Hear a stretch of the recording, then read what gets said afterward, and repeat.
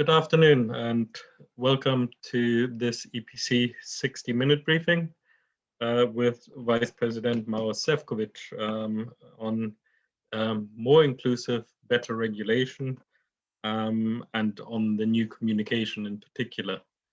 It's great to have the chance to discuss better regulation with the Vice President. The EPC has been working on better regulation for a long time. I think we've always looked at it not just as better regulation, but as better decision making. How can we improve how the European Union takes its decision? How can we make it more inclusive? And how can we bring in citizens into that process? Some people would question whether this is the right time to have this renewed focus on better regulation. COVID has certainly taken up a lot of focus, but there are good reasons why, actually, particularly in a time like this, we do need to improve our regulations, our system of decision making, and I'm sure that the Vice President is going to go into some of the detail on that. I think we can make significant progress at this time, but it will be interesting to also hear from the Vice President of what is different now. How can we get a new impetus going? We've had better regulation on the agenda a number of times over the last commissions. What is different this time? What are the areas where there's still another push needed, where we can improve things? One area in particular has been the question of what we do with the one in, one out principle, which was already committed to by Commission President von der Leyen at the beginning of this mandate. And the communication also sets out the thinking on how we best take that forward. So quite a few different topics to talk about. We will start with an intervention by the Vice President and then followed by a conversation, but we will also open it up as soon as possible to the audience. So if you have any questions, then you can either indicate in the chat or you can put up your electronic hand and I will try to get to you towards the second half of this event. So thank you again, Vice President Šefčovič, for being with us. It's always a pleasure to have you at the EPC, and we're looking forward to your take on the communication and how we best take better regulation forward in the EU. Thank you very much, Fabian. First of all, good afternoon to everyone. Big thanks to EPC and you personally, Fabian, for organizing the discussion with such a wide audience of stakeholders, because to talk to our partners, to discuss the laws which are being prepared by the stakeholders is really integral part of what we are going to discuss today. And this is the better regulation. And I'm sure, as always, that in the EPC we will have in-depth detailed discussion of 1 hour. So I will try to be very brief in my introductory remarks, but I will try to already integrate answers to the questions you presented at the end of your opening remarks. If you look at the regulation as such, what we want to achieve by better regulation. I think that first and foremost, what we need always to apply is the common sense. Then, of course, we want to make sure that the legislation is targeted, is effective, and is easy to comply with. And at the same time, we always should aim to make sure that we would avoid unnecessary regulatory burden.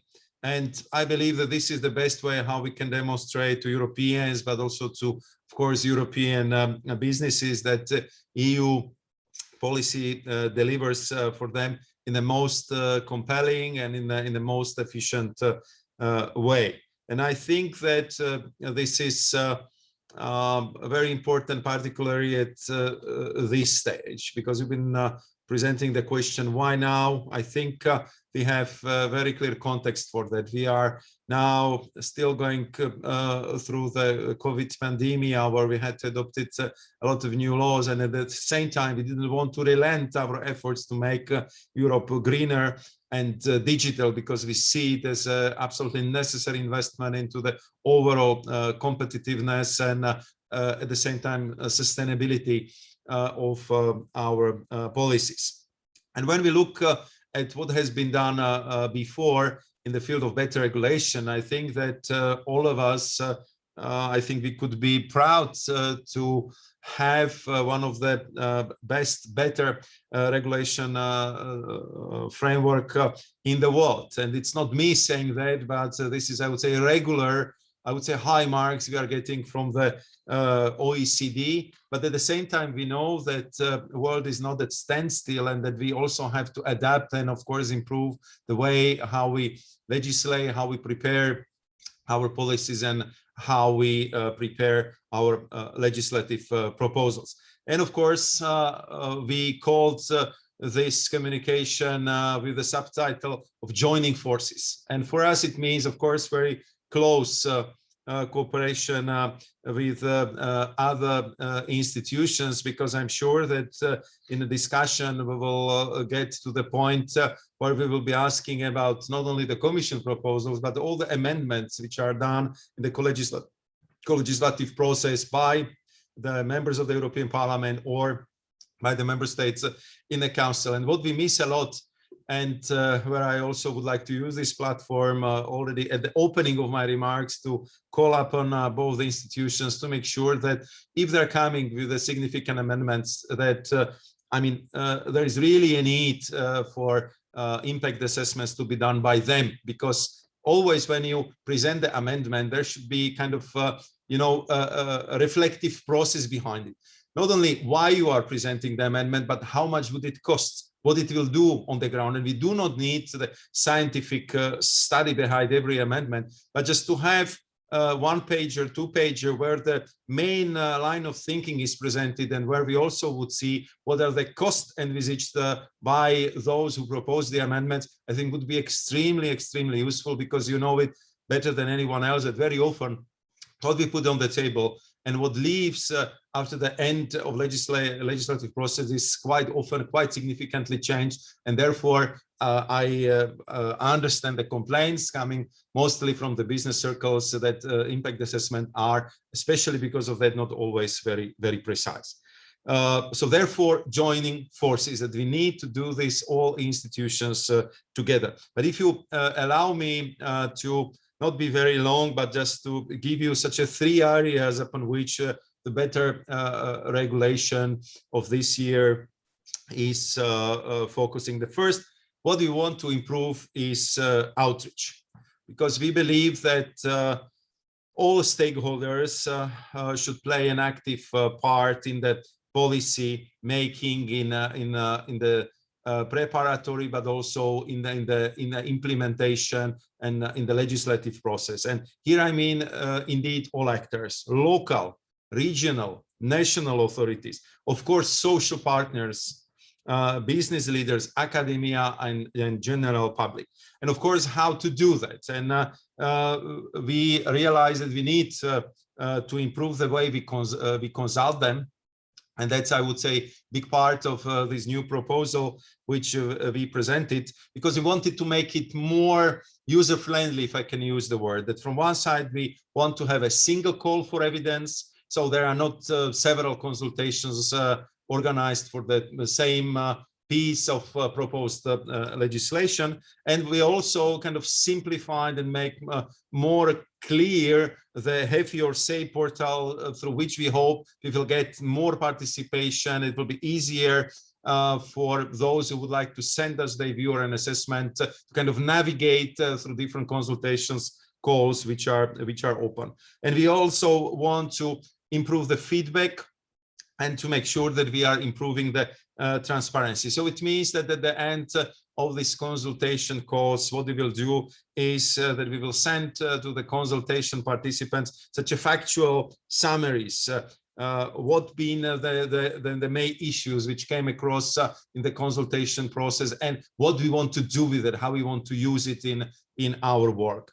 And also the question you mentioned, how the COVID impacted our work. Of course, we've been under tremendous time pressure. We had to adopt a lot of emergency legislation, and we know that in all cases we've been able to present the impact assessment. So what we want to do now and how we want to improve the situation, that even in emergencies, once we present under this emergency procedure the legislative proposals, that within 3 months we will also present a document where we would be summarizing why we are doing that, what is our, I would say, impact assessment, and of course to kind of explain ourselves why we didn't present the impact assessment before or together with presenting the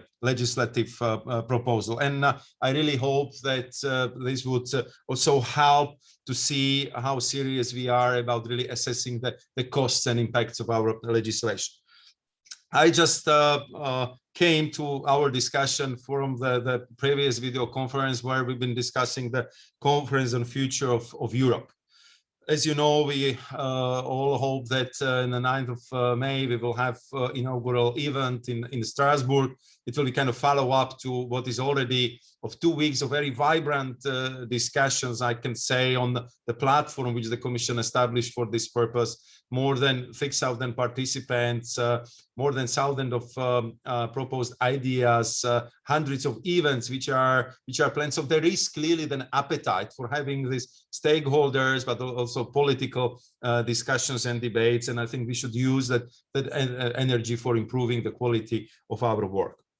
Second area which I would like to cover is that of course, we have to do our best, and we will work to reduce the costs which inevitably come with the legislation, so that remain reasonable and proportionate. And I think that this is very important, especially in the context of the small and medium enterprises, but also it's equally important at the time where we are going to invest unprecedented amount of money into building up what I call 21st century infrastructure for green and digital economy. And you know, Fabian, that we discussed it at many occasions, that how often it takes a long time to build anything in Europe. And I hope that with the close cooperation, especially with the Reg Hub 2.0, with the Committee of Regions, with the stakeholders, we can really facilitate that process and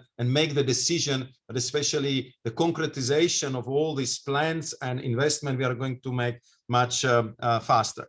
And of course, in part of that effort to reduce the necessary cost, we have to see, your next question was one in, one out approach. Because what we mean by that is to offset burdens emanating from the new legislative proposals by reducing the equivalent existing burdens in the same policy area. So I want to underline and underscore, because I know that it attracts a lot of public debate, that it does not mean withdrawing a piece of legislation for every new proposal. So there is no mechanical approach, and under no circumstances we are going to lower our world-leading economic, social, and environmental standards. The third and the last aspect I would like to cover here is that we want to integrate in a better way the strategic foresight in our better regulation agenda. I think that also the last COVID crisis clearly demonstrated that we need to be prepared better for the future, that we have to make sure that Europe will be more equipped to withstand the possible future shocks. And I think here we are putting much more emphasis than in the past on our legislation to be fit for the future, to be more future oriented. We will work much more with emerging mega trends in every legislative proposals. And I think that you have already noticed that the first lesson learned from the COVID-19 crisis was that we speak much more about the resilience. And now in every single proposal we put on the table, you will have there a paragraph on foresight, paragraph on resilience, and it also led to the change of our recovery plans, because they are recovery and resilience plans, and also by that we symbolically want to underline how important it is now and will be in the future to be resilient. Another, I think, very important element for businesses, but also for our civic society and environmental NGOs, is that we will always, when preparing impact assessment, look through the sustainable development goals, which SDGs are particularly relevant for this piece of legislation, and how we are going to reflect it in our legislative work, how we are going to put do no significant harm principle in work, and how we are going to make sure that all proposals which we are putting on the table will be digital by default, because we see the digital means, the e-government, e-service is a key to lower the administrative burden and make it really fine-tuned for the 21st centuries. And of course, all these, you can tell me, are very lofty goals, and I'm fully aware of them. And therefore, I'm pleading also in my introductory statement here for a great cooperation with our stakeholders, with the business leaders, with the civic society, with social partners, and of course with local, regional, and national administrations, and of course with both co-legislator, European Parliament, and the Council, because we need everyone on board to make sure that we will be able to transform this communication into practice, which would result in good laws, with least possible burdens, and with the most efficient effect on the ground. So Fabian, I will stop here for not speaking too long, and of course I'm ready for the questions. And thank you very much once again for organizing this event. Thank you very much, Vice President, for that introduction, and lots of points to follow up. And of course, we asked you to be brief, so I hope we'll have a good chance to continue deepening some of these answers. Just to emphasize that, of course, if you don't want to put up your hand, but if you want to write a question, then you can do that in the Q&A part, but please keep it brief so that we have a chance to also see it in its entirety. But I'll start with a couple of questions myself before we get to the audience.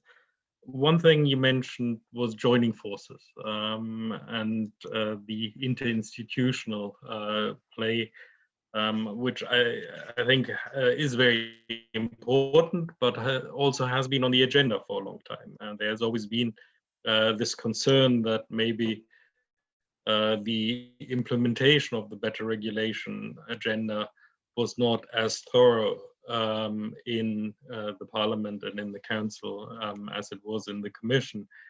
How would you see, have things changed? Do you see there's an appetite? Certainly the Parliament has invested quite a bit also in its capability in this area. How do you see the interplay between the institutions going forward?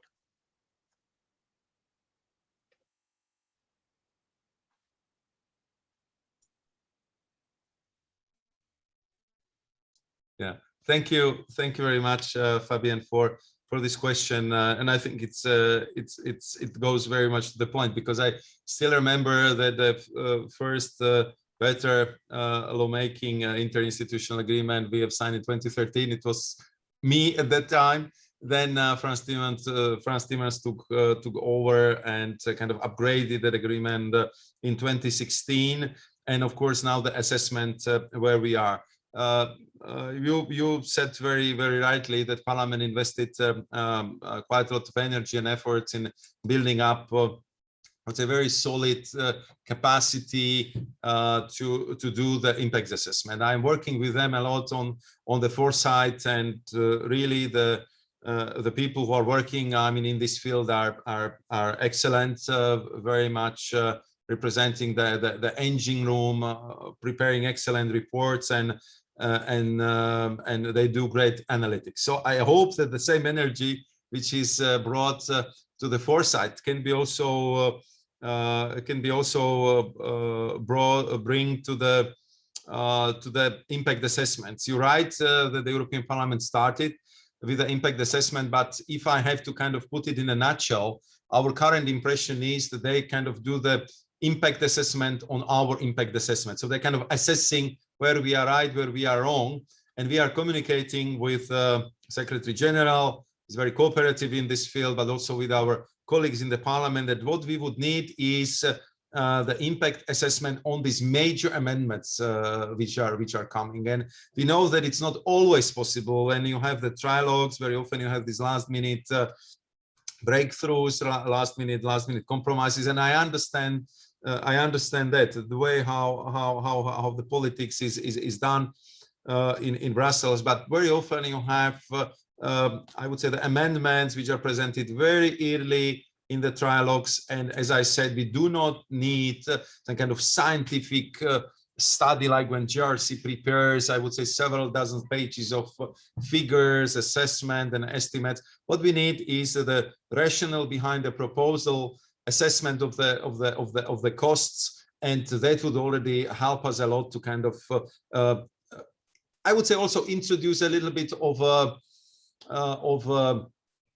very rational approach to the amendments, because if you know that you put something on the table, there is always cost attached, so it somehow help to kind of introduce that budgetary discipline at the beginning of the legislative proposal. And this is what we ask, and if need be, we are ready to help. But I know that European Parliament, as I said, have excellent people, and I'm sure they're 100% able to do it. The matter is now to kind of transform the ability into the concrete steps in area of impact assessment. Unfortunately, if it comes to the Council, I cannot say the same, because there, despite I would say the years of bringing it up, we do not have the same response. It's a pity, because in the end, very often there is a criticism that the impact was not properly assessed or measured, and I think that it can be changed in two ways. I mean, in one way, that the Council and the Secretariat, I know they have also excellent people, that they can have a unit which would be specialized in these matters. I'm sure that they're pretty able to do that.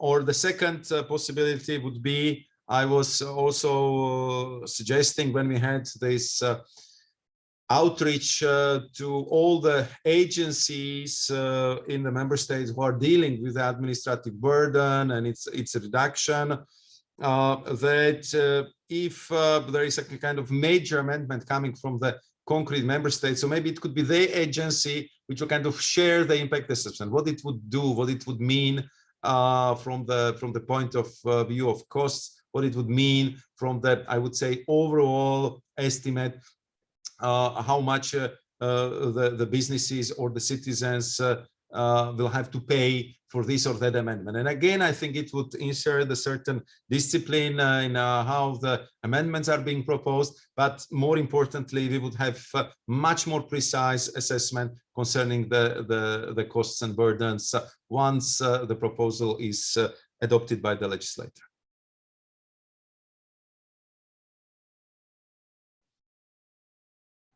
Thanks very much. Another question to follow up from me is, I would argue that one of the greatest reductions in administrative burden we can achieve at the European level is if instead of 27 different regimes, we only have one. But that would also mean that we make sure there's less variation in implementation, there's less gold plating, less exemptions, less exceptions in the legislation. Is that something you would share? Is there a way we can actually get more consistency at the pan-European level so that we actually see that what happens at member state level is more in line with a common approach? Yeah, Fabian, absolutely. I think you're right, and that was sometimes kind of the theme around which we had a lot of discussions when we had that very intense debate with the partners in our member states for better regulation. That this is, I would say, the basic idea: 1 in, 27 out. What it would, of course, require, and I think you've been very precise in analyzing that it would be more uniform application of, in this case, we are talking mostly about the directive, because with regulations, it's of course much simpler in our member states. And I think that also, if we see again the lessons learned from the COVID-19, I mean, there are a lot of things which we did very well, but at the same time we see that now from many member states we have kind of calls from I would say all corners of Europe to make sure that ECDC has more power, that we have better coordination concerning the travels, controls, tests, validity of different certificates which are now needed for travel. And the same clearly applies to the legislation. So we, as you know, are trying always with our member states to at first highlight where we believe that something is not transposed in the correct manner. Very often it's spotted by the Commission, but at many occasions it's brought to our attention by the businesses. Very often cross-border cooperation is a source of kind of highlighting. But look, in our country it's applied differently than at our neighbors. And what we do then, we are using this refit mechanism to make sure that we are trying to explain, because I would say in most of the cases the problem with the correct transposition is that it's or not very well understood, or that very often the member state which is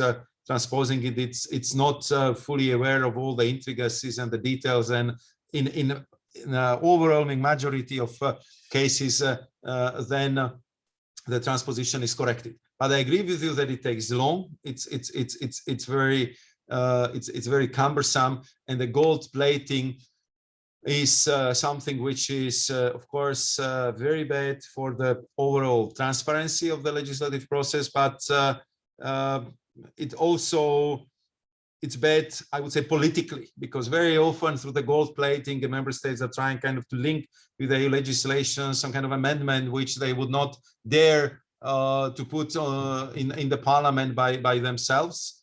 And very often these are the amendments which complicate the overall implementation, or very often they are not even related.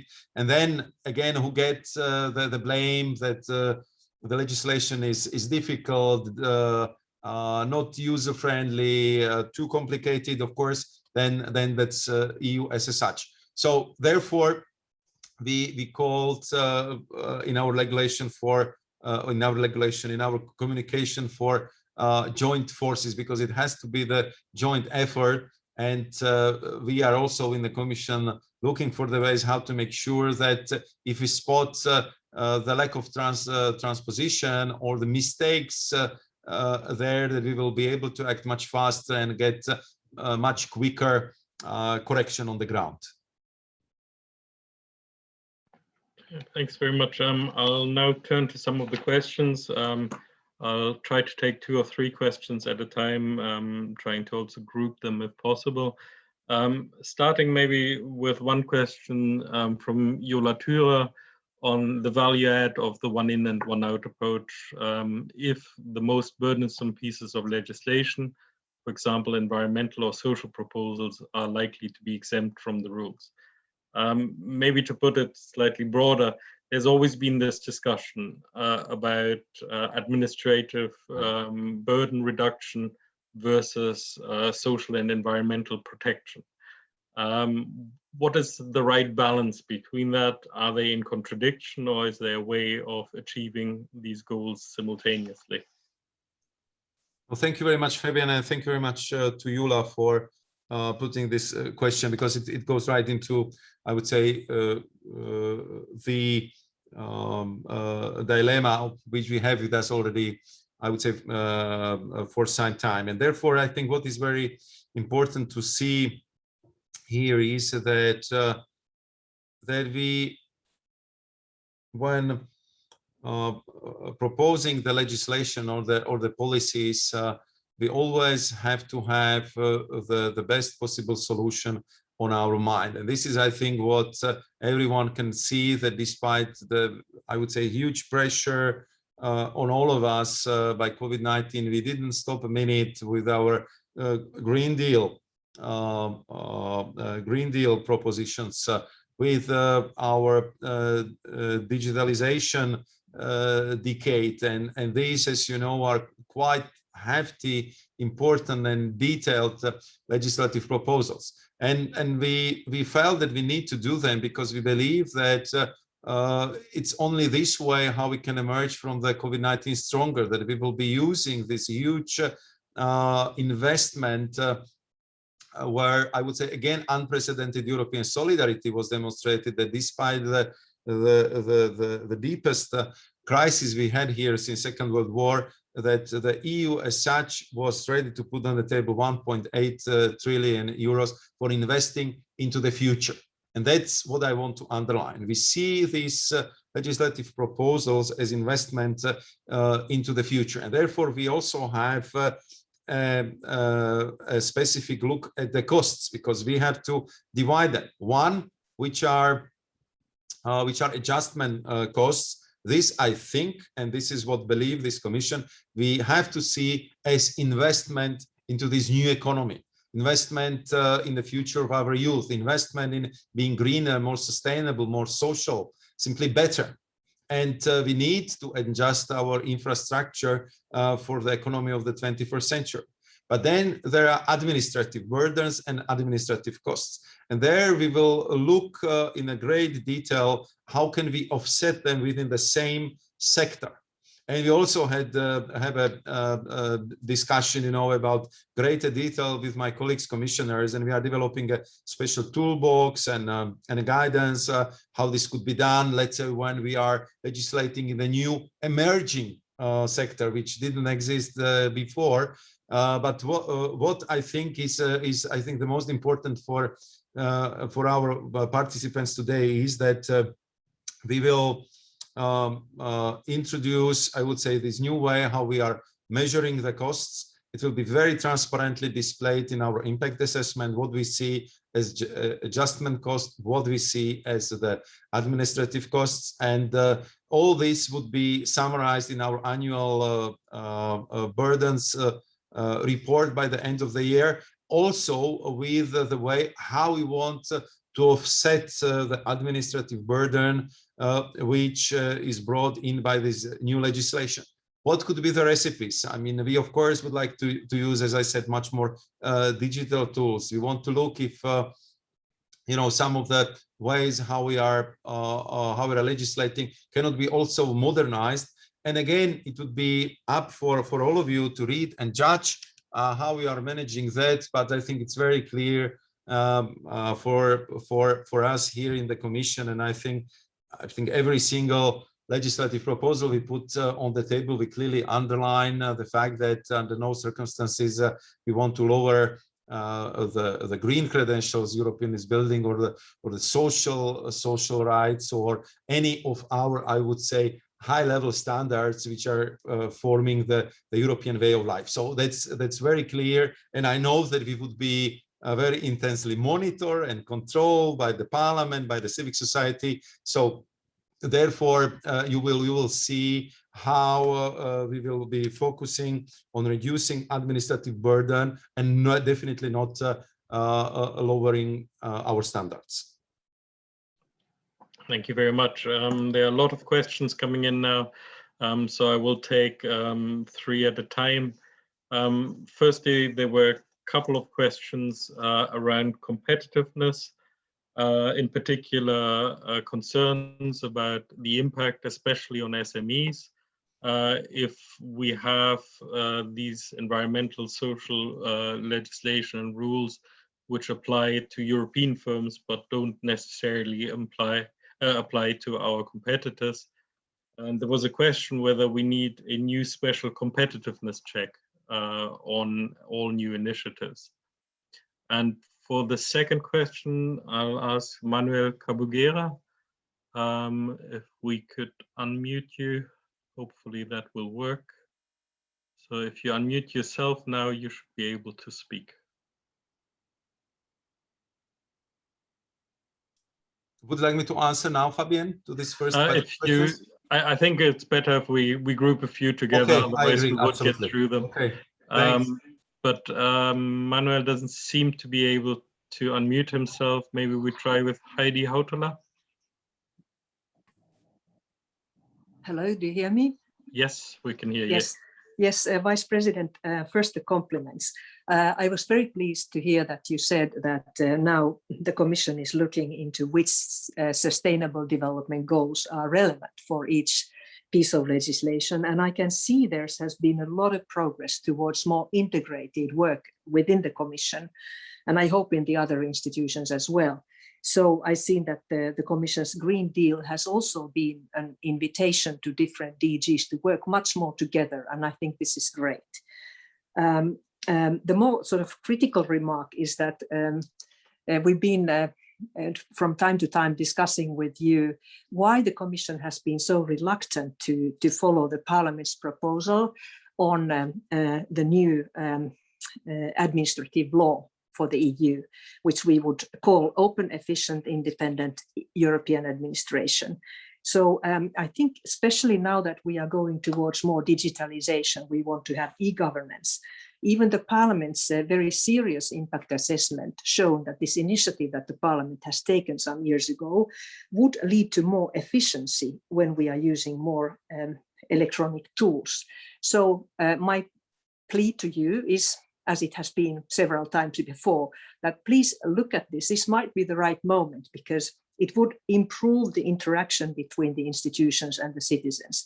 And not only citizens, but also companies and other organizations that are dealing with the Commission. We have close to 50 agencies and offices and institutions, and they all follow slightly different administrative procedures. So don't you think now is time to move? Thank you. Thanks. And maybe we'll try again with Manuel Cabugera, if you can unmute yourself.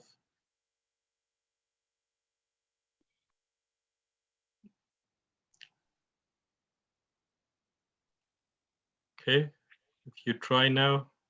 Yes, I believe you can hear me now. Yes, we can hear you now. I would just like to thank Mr. Vice President for the wonderful intervention. We are now under the Portuguese presidency, and I'd just like to recognize the fact that the Commission and the communication makes such an effort to combine efforts and to promote the combined intervention. I would just like to say that, and thank you very much for this first explanation. And I believe that we'll continue to discuss and to accompany the implementation of the communication. Thank you very much. Thanks very much. Vice President. Thank you. Thank you very much, Fabian, also to Madam Hautala from the European Parliament and Manuel from the Portuguese presidency. At first, the overall question about, I would say, competitiveness. You know that I'm also dealing with batteries. And just to use this as example, I think it was, if I will cut very long story short, I mean the ecosystem which didn't exist in Europe 3 years ago now has been transformed into the completely new industry where we have 3 times higher investment in Europe than in China. And why is it so? Because I think everybody believes in the Green Deal, in this smart mobility transformation, which we have in Europe. We've been able to prove it also last year, where we had a little bit more electric vehicles sold in Europe than in China, and all this transformation started in three years. So how was it possible? I think one such underlying principle was that the industry very much supported us. Actually, I would say that they came with a concept of competitive sustainability. It means that I think that the 21st century economy would be more and more focused on, I would say, the comprehensive approach to economy and to products which will be produced and which would be purchased. So I mean that if today's university students would decide to go for electric vehicle, they want to have the complete story. What was the overall carbon footprint? If the battery has a digital passport, where the critical raw material has been extracted from, where the labor and social standards respected in the production of this car, because they wouldn't like to have something which is sustainable, but knowing that there have been some kind of children labor used in production of the parts of the vehicle. So what I want to say is that I think we in Europe have to compete on high value added, on what we can bring to this new concept, and to compete on these very strong sustainable grounds. And I think that if every major economy is serious about the Paris Agreement, so that would be the trend they would have to follow. We see how the mood has changed in the United States. 6 months ago, they didn't want to talk about it. Today, they are declaring that by 2030, they're going to reduce the CO2 by half. Even China is declaring after our climate law that they want to be climate neutral by 2060. So what I want to say is that, of course, now we could see that there are some kind of maybe price advantages because of our high standards, but I think that the way how we do it is really way to go. How can we, of course, tackle unfair competition? This what we would clearly term illegal state subsidies or distortion of the market competition. And here, let's be honest, it was happening and probably is happening until today. And therefore, what we introduce is that we will have, we are proposing to have much more powers in this field to really screen the investment from the point of view of fair competition, from the point of view of respect of high environmental and social standards, and our intense discussion about carbon adjustment mechanism.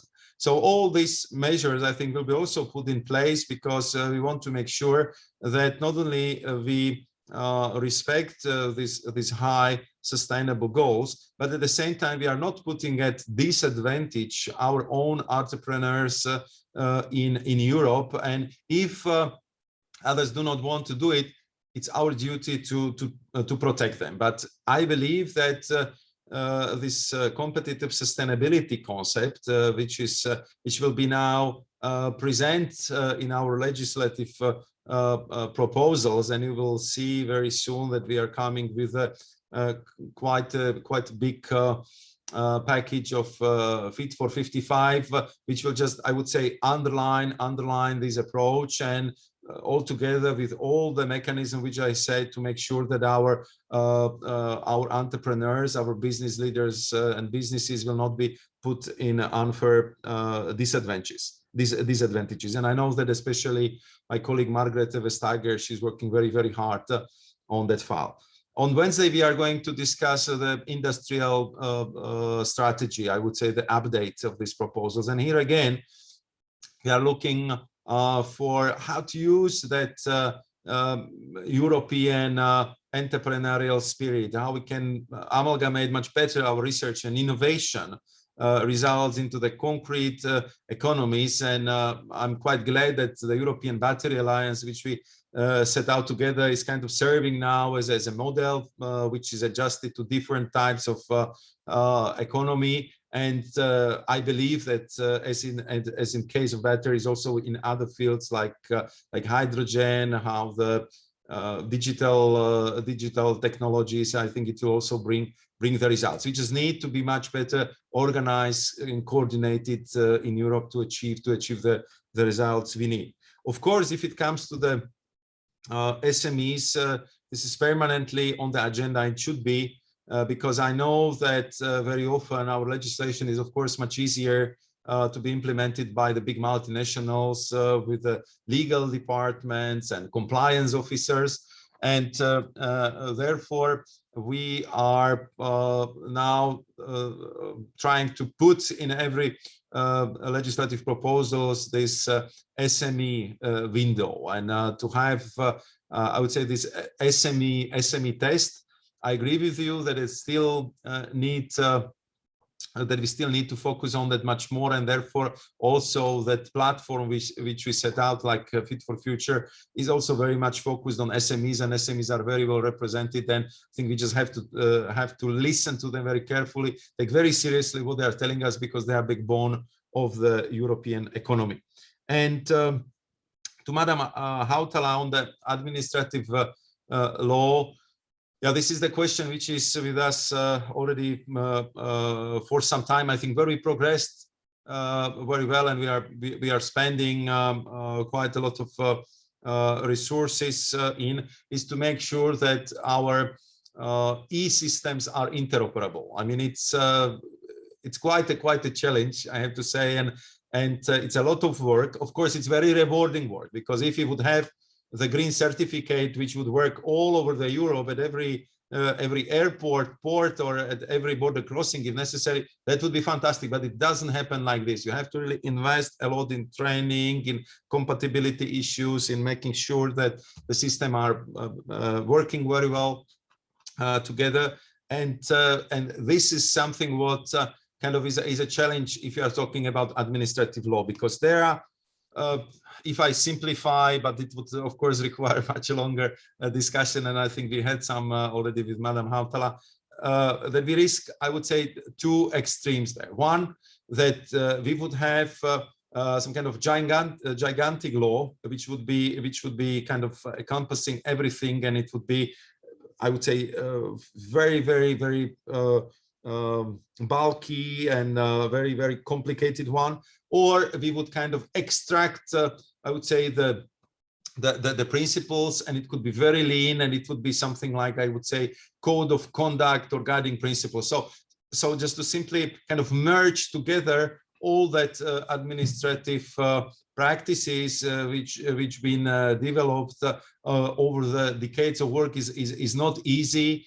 But I share with you, of course, the goals, how to make it easier for our citizens and for our businesses to look through different administrative procedures if it comes to EU institutions and all the EU agencies. And to the Portuguese presidency, maybe a last point, I very much appreciate that the issue of better regulation and foresight will be discussed at great detail in the next informal General Affairs Council, which will take place in Coimbra. And I'm very much looking forward to the discussion. Thank you very much. We are rapidly running out of time, and there are more and more questions coming in. So I'll try to go through as many as possible, but we will also pass on the questions which we couldn't answer to the Vice President in case he will want to follow up. But there were a few questions on the one in, one out principle. In particular, does the majority of member states support it? And can the Commission implement it without the member states who have to take care of the out part of the one in, one out? What are the links of one in and one out with previous efforts to repeal outdated and obsolete legislation? And under what circumstances would the College exempt a proposal from the one in, one out principle? So that was on the one in, one out principle. There are also a few questions on foresight and how we link foresight better into the better legislation agenda. In particular, the question from Claudio Radaeli, whether there is some form of guidance on what is good foresight in the context of regulatory scrutiny and the work of the Regulatory Scrutiny Board. And also a question from Richard Doherty about how we use data better in the better regulation context. And in this round, the final question I'll take from Dirk Hudik. We should be allowing you to unmute yourself. Yeah, if you. Thank you very much indeed. And first of all, congratulations, Vice President, on this great continuing commitment towards better regulation, which is so important for European competitiveness and sort of unity, and especially your emphasis on the importance of outreach for the people who are directly affected and proportionality. I have really two questions. One is on the evidence base, whether we should look more closely at what science is being used to underpin the proposals, and whether we shouldn't try to set some standards around the quality of science. For instance, that it should be peer reviewed and that the science used should have protocols which make it reproducible. So that's really about evidence and science. And the second question is about the impact of regulation on innovation. And as you've already pointed out, innovation is going to be crucial for us to achieve our green ambitions. Do you think that there should be a greater account taken of the impact of new regulation on innovation? Thank you. Please, Vice President. Thank you very much for all the question. If it comes to one in, one out, we had several detailed workshops with our member states where we've been, of course, looking at in different ways how is it done from one country into another, and each country has its own specificity, be it the federal state, be it the centralized unitary state, and the costs are calculated sometimes differently. But what was, I think, in the end, such an overarching principle was that clearly the digital by default, this universally agreed principle that this is the way we have to go, that the administrative burdens should be really checked and monitored properly and reduced all through the digital means or through, I would say, modern way of legislating, and that in a on the European level, clearly this mechanical application or the risk of lowering standards is clearly unacceptable. And I think that today's discussion is really proof of that, but we already felt it when we've been consulting, I would say, widely across the Europe, but also with different experts in the member states, but also within the European institutions. So I believe that the proposal which we put on the table takes, I would say, the best elements from all the member states, which we can gather together and put into our new approach. And as I said, they will be further refined in our guidance and in our toolbox, which will provide, I would say, the technical details, the manual, how to do it in our daily work. What is of course, I would say the new, which I hope will be appreciated, especially by the businesses is that we are going to have much closer look also at accumulative burden. I mean, the burden of the legislation, it kind of accumulates over the years, and see how we can deal with that, how can we reduce it, and I'm sure that it would necessitate, as Mr. Hudik said, very solid outreach to get the feedback from the businesses, from the stakeholders, from the social partners, if we do our job properly or if we can do it better in one way or another. And I'm sure that we can have such a discussion at the EPC probably in a year's time, because we know that we are starting something new here.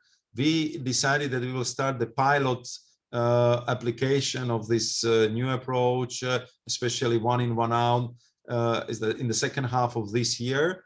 We will put it into practice with the next Commission work program for 2022. And you know that I'm responsible for the coordination, so I can really make sure that we are putting this principle into practice. And then we want to have the assessment by the end of the next year. Did we succeed? Was it working well? Should we bring some additional adjustment in 2023 or not? So I'm kind of inviting all the audience to kind of look what we do and help us to make things better and even more fine-tuned in the future. If it comes to the Foresight, what we say here is that we want to make sure that we embed Foresight much better into the policy making. I mean, I was referring to the SDGs already, but another element which I probably didn't put that much emphasis on is that in our impact assessments and preparatory work, we would have a close look in how this legislative proposal is interacting with the mega trends we see around all of us. I mean, we see now this hyperconnectivity, demographic challenge, climate change, and I can go through continued urbanization and many other mega trends which are here, and what these might bring in the future. So now in our proposals and impact assessment, you will see the reference on the Foresight, some kind of graphic tables or short presentation of the problem, and how we want to make sure that we are taking into account that or mega trend or what might wait for us on the horizon. So this is something what we do, and then we are currently working.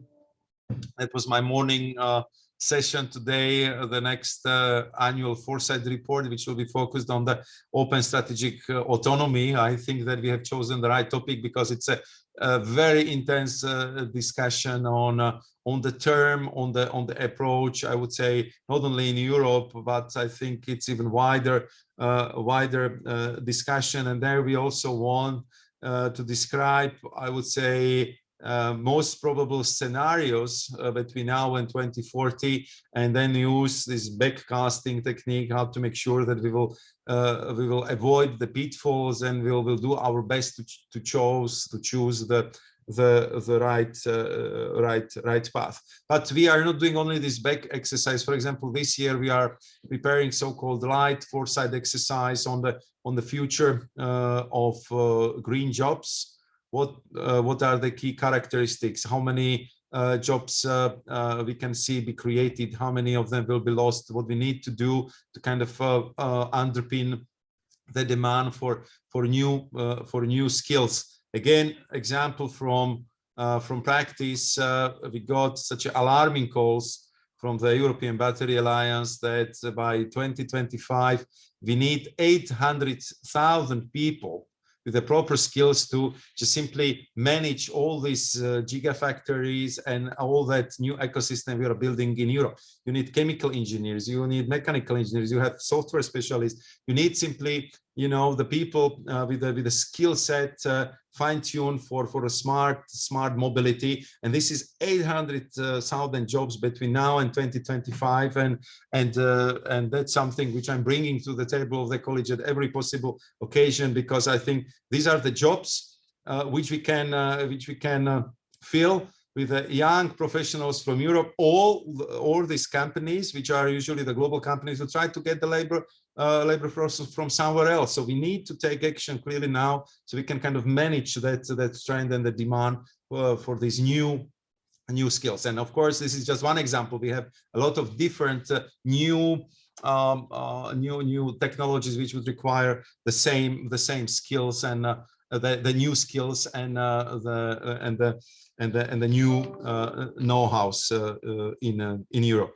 And therefore we do the exercise, foresight exercise on this. Then we are also doing light foresight exercise. What would be the impact of actually merging this trend of green and digital? What kind of impact it has on the environment, on energy needs, on many other, I would say, elements, so we can understand that phenomenon much better.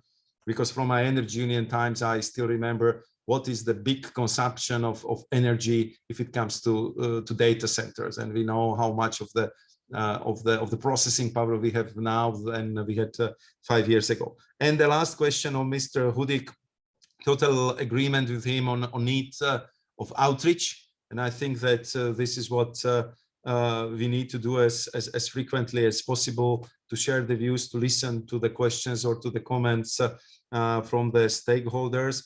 And then the two very concrete questions on the evidence-based impact assessment, the quality of science and the science we are using. Of course, here we are very much relying on Joint Research Center. I think they are very respected institution, and I know that in their assessment, which they're sending to the scrutiny board, these materials are full of references to very respected peers and partners across Europe. So I think that once we put something scientific on the table, it's of a high quality. If there is any idea how we can improve it further, of course, let's have a look at it. Let's study it. But I think that we are really working with a solid evidence, even if it's sometimes not the most comfortable and convenient. But we trust our scientists. And impact assessment on innovation. I think this was missing in Europe in the past, but now we are also embrace this concept of sandboxes,